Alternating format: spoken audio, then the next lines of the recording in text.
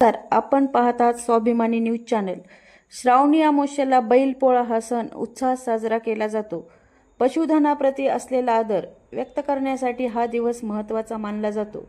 वर्षभर शेतीत राबणाऱ्या पशुधनाप्रती आभार व्यक्त करताना पोळ्याच्या आदल्या दिवशी हळद आणि साजूक तूप लावून बैलांची मान चोळली जाते।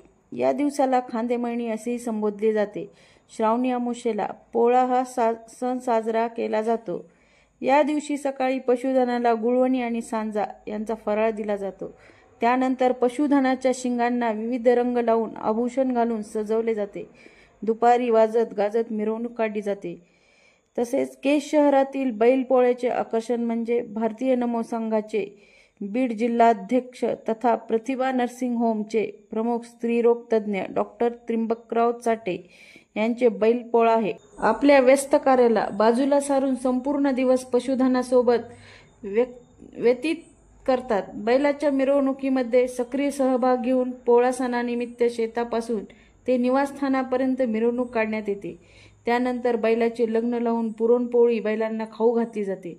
मिरवणुकीत सहभागी झालेल्या सर्व जणांना पुरणपोळीचे जेवण दिले जाते।